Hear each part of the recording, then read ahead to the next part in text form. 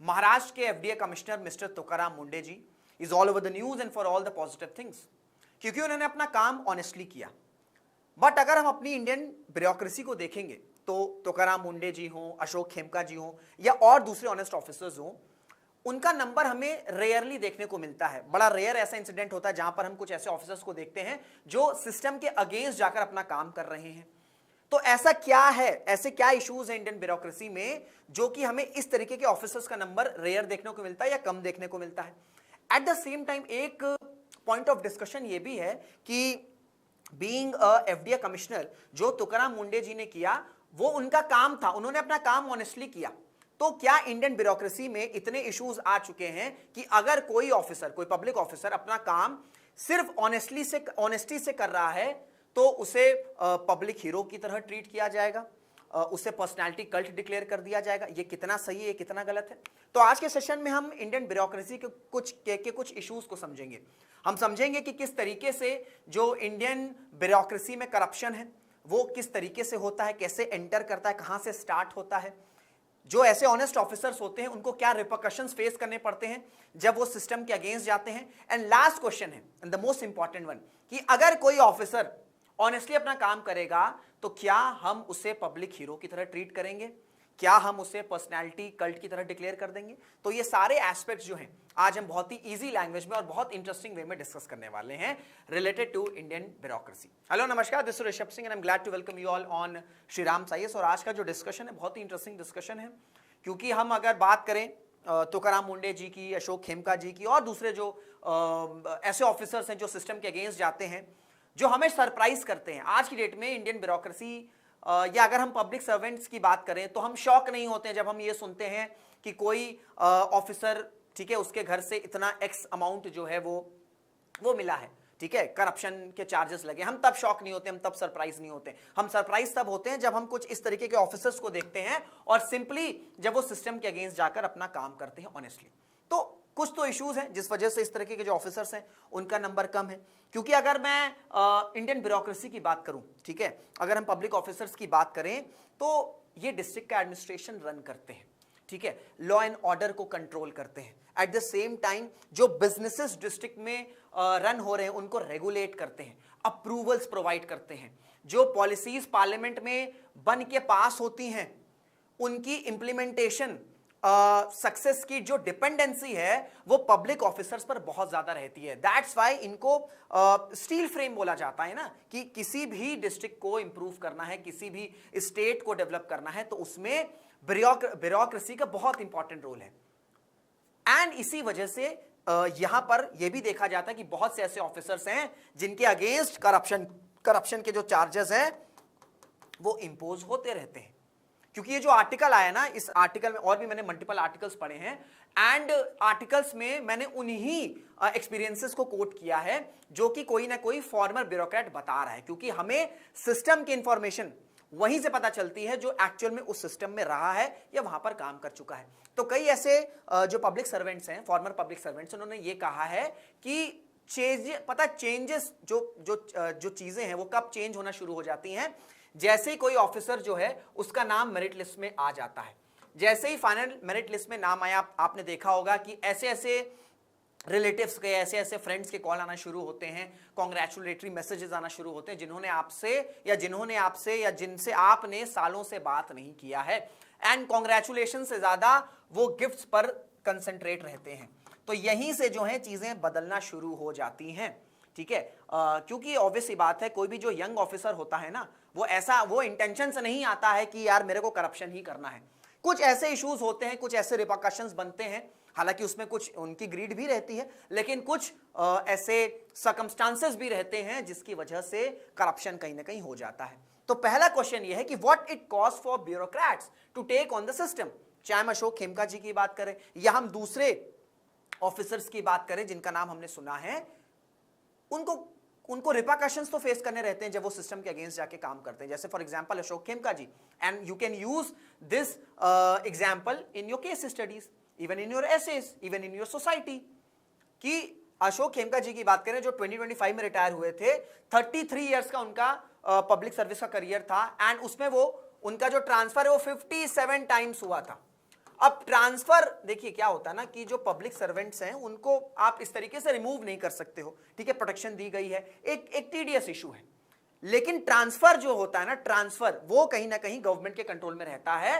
And जब भी इस तरीके के कोई ऑफिसर्स आते हैं जो कहीं ना कहीं सिस्टम के अगेंस्ट या उनको जो इंस्ट्रक्शंस मिल रहे हैं, अगर उनको लग रहा है कि ये इंस्ट्रक्शंस ठीक नहीं है और वो अपने सीनियर्स के अगेंस्ट जाते हैं, पॉलिटिशियंस के अगेंस्ट जाते हैं, तो उन्हें सबसे बड़ा जो रिपरकशंस फेस करना रहता है वो फ्रीक्वेंट ट्रांसफर्स फेस करना पड़ता है। एंड हम क्योंकि हम उस लाइफ में नहीं तो हमें समझ में नहीं आता है, बट फ्रीक्वेंट ट्रांसफर जो है, ये जो ऑफिसर हैं एक तो उनके साथ इश्यूज रहते ही रहते हैं कि उन्हें शॉर्ट टर्म पर ये डिस्ट्रिक्ट में है, अब वो दूसरे डिस्ट्रिक्ट में है।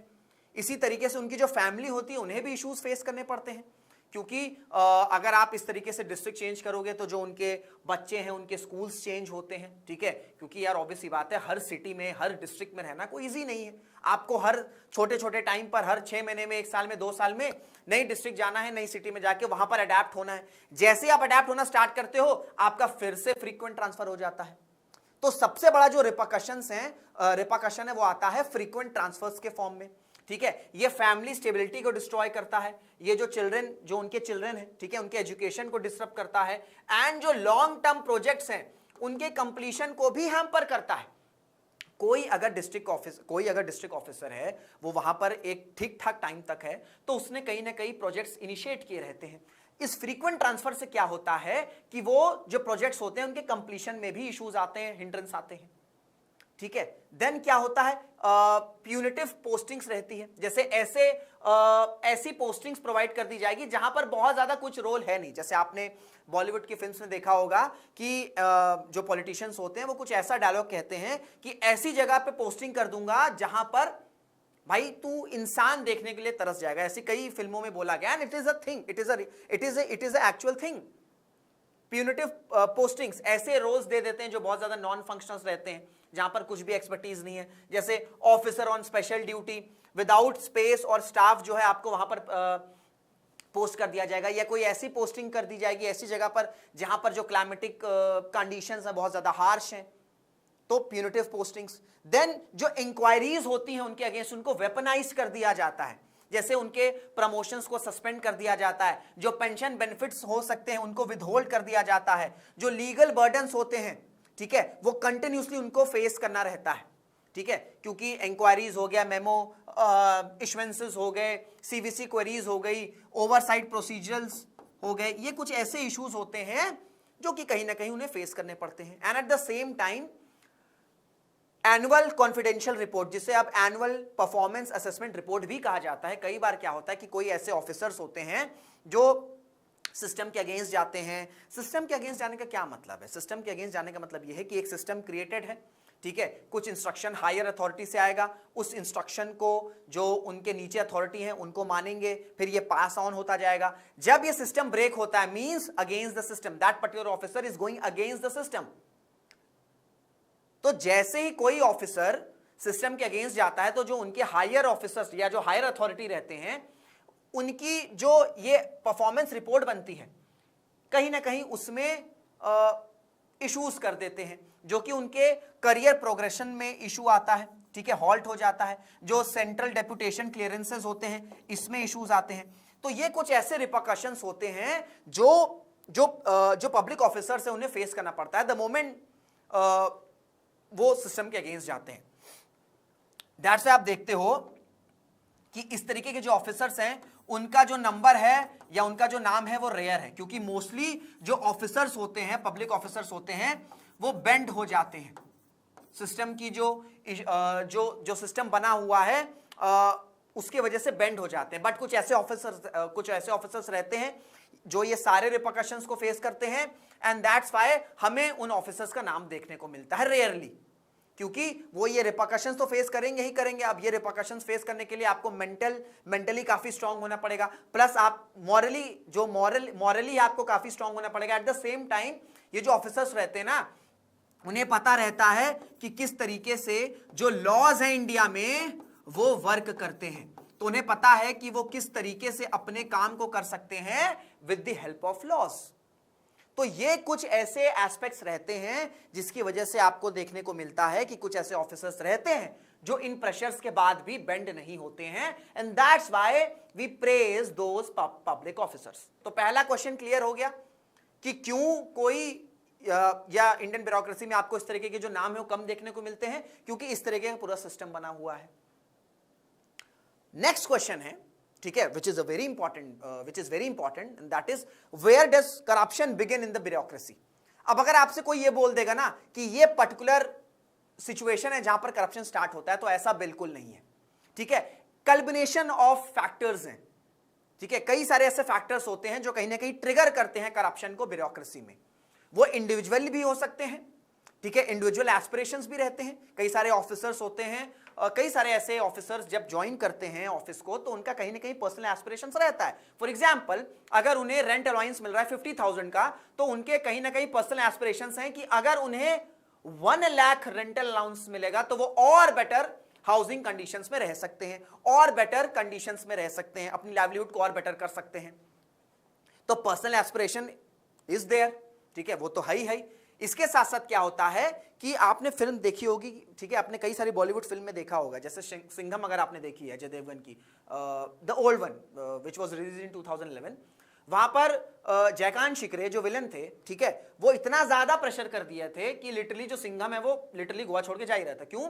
क्योंकि जो सोशल और पीयर प्रेशर है उससे भी कहीं ना कहीं जो ऑफिसर होता है, जो कहीं ना कहीं ये एक अपना विल पावर से ये डिसाइड करता है कि यार मुझे बो डाउन नहीं होना है, वो बो डाउन हो जाता है इस करप्शन में। देन लाइफस्टाइल एक्सपेक्टेशंस तो ही मैं बता ही रहा हूं, उनके फैमिलीज के भी एस्पिरेशंस रहते हैं। एट द सेम टाइम कभी कभी क्या होता है ना, कुछ ऐसे ऑफिसर्स कुछ ऐसे कॉम्प्रोमाइज करते हैं जो उन्हें लगता है हार्मलेस है, कि यार ठीक है यार, मैं ना ये छोटा सा काम कर देता हूं, या मैं हल्का सा ये कोई इसका हेल्प कर देता हूं, मेरे को भी बेनिफिट हो रहा है, उसको भी थोड़ा बहुत बेनिफिट हो गया, ये लार्जर ऑडियंस के लिए हार्मलेस नहीं है। तो ये स्मॉल कॉम्प्रोमाइजेस कब बहुत बड़े लेवल पर करप्शन में कन्वर्ट हो जाता है, ये उस ऑफिसर को भी नहीं पता रहता है, ठीक है, ये उस ऑफिसर को भी नहीं पता रहता है। जैसे मैंने आपको एग्जांपल दिया था ना, ये वाला एनुअल परफॉर्मेंस असेसमेंट रिपोर्ट, इसमें आप एक नाम भी कोट कर सकते हो, शिव नारायण सिंह, ठीक है, जो कि रिटायर्ड आईआरएस ऑफिसर थे, जिन्होंने 35 ईयर से ज्यादा सर्व किया, and he retired as the principal chief commissioner of the customs and GST.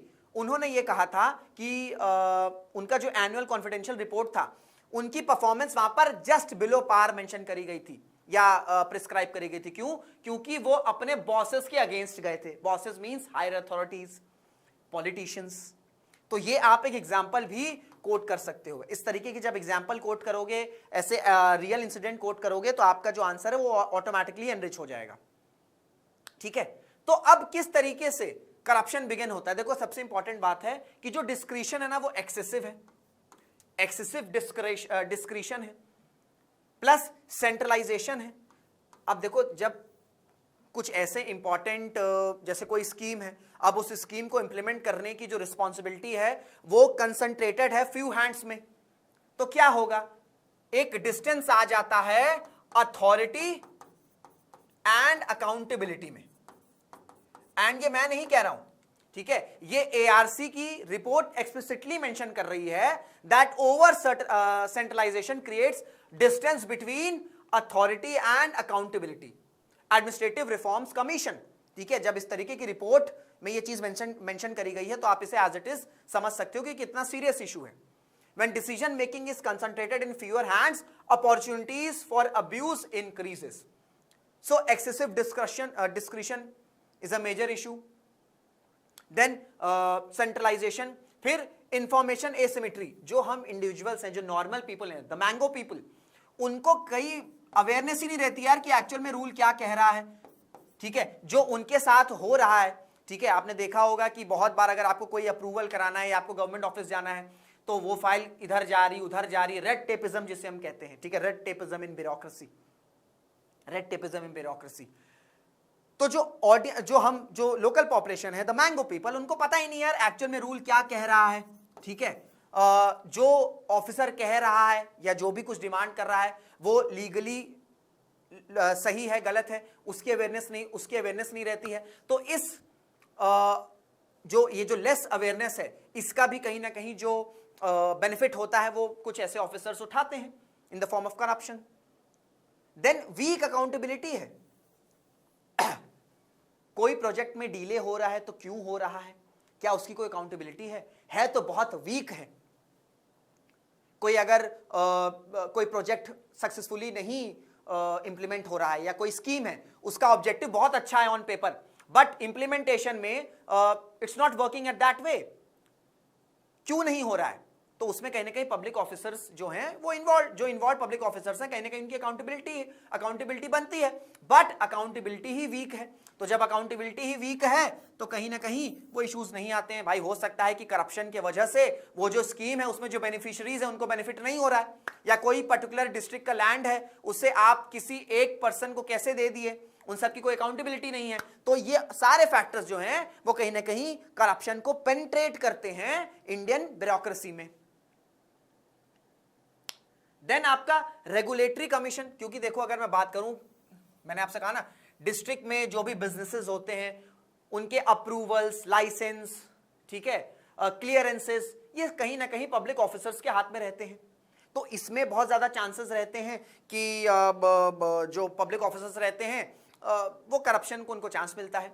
कई ऐसे फ्लैट्स रहते हैं, जैसे एग्जांपल आपने देखा होगा कि बहुत से ऐसे फ्लैट्स, बिल्डिंग्स कंस्ट्रक्ट किए जाते हैं जिनका जो प्रॉपर क्लियरेंस है उन्हें नहीं मिला रहता है, या अकॉर्डिंग टू लॉ नहीं मिलना चाहिए बट उनको मिल जाता है।